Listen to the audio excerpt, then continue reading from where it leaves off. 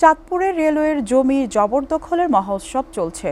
রেলওয়ের পূর্বাঞ্চল কর্মকর্তাদের দায়িত্বহীনতা, স্বজনপ্রীতি ও দুর্নীতির কারণে সরকারের শত কোটি টাকার সম্পত্তি প্রভাবশালী ব্যক্তিরা গিলে খাচ্ছে। এ নিয়ে বিস্তারিত জানাতে চাঁদপুর থেকে সরাসরি যুক্ত হচ্ছেন সহকর্মী জিএম শাহিন।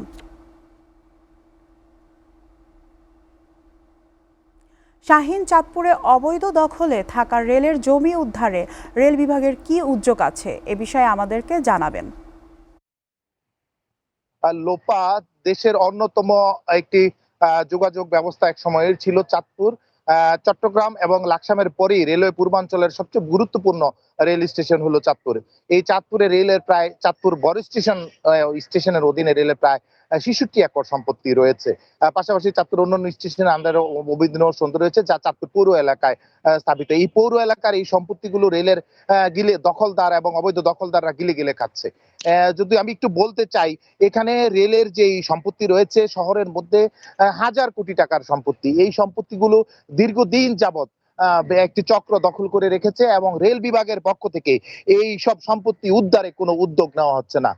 এই অবৈধ দখলদারের কথা যদি আমি একটু বলতে চাই আপনাকে, যে রেলওয়ে নিরাপত্তা বাহিনী ও রেলওয়ে জিআরপি পুলিশ, এই পুলিশের অফিস ভবনের ২০০ গজ ৩০০ গজের মধ্যে অবৈধ দখলদাররা দখল করেছে।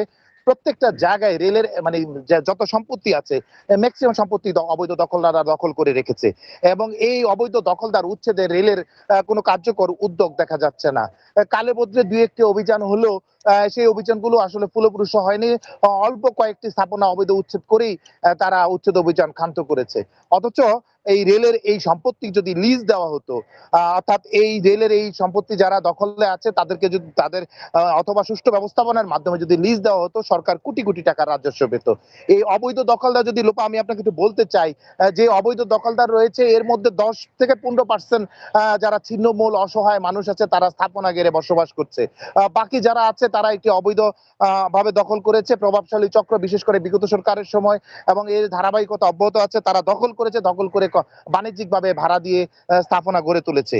এর কারণেই মূলত এখানে এই যে রেলের যেই সম্পদ, কোটি কোটি টাকা সম্পদ, এই সম্পদ উদ্ধারের কোনো কার্যকর উদ্যোগ দেখা যাচ্ছে না। এই কার্যকর কোনো উদ্যোগ দেখা যাচ্ছে না, যার ফলশ্রুতিতে যেটা হচ্ছে যে এখানকার মানুষের মধ্যে তীব্র ক্ষোভ প্রকাশ করছে। তারা জানিয়েছেন যে রেলের এই সম্পত্তি অবৈধভাবে যারা দখলে আছে তাদের উচ্ছেদ করে সুষ্ঠু ব্যবস্থাপনার মাধ্যমে এই রেলের সম্পত্তি যাতে বন্টন করা হয়, এই সম্পত্তি যাতে লিজ দেওয়া হয়। আর পাশাপাশি আরেকটু কথা আমি বলতে চাই লোপা, এখানে যারা লিজার আছেন, বাণিজ্যিকভাবে যারা লিজার আছেন, তাদের এই লিজের ইজারা মূল্য ৩ গুণ বাড়ানো হয়েছে। অর্থাৎ যাদের ৭০ টাকা ইজারা মূল্য ছিল তাদের করা হয়েছে ২০০ টাকা, অর্থাৎ ৩ গুণ বাড়ানো হয়েছে বৈধদের, যা অথচ অবৈধরা বহাল তবিতে ব্যবসা বাণিজ্য করে যাচ্ছে। এই ছিল আমার কাছে সর্বশেষ।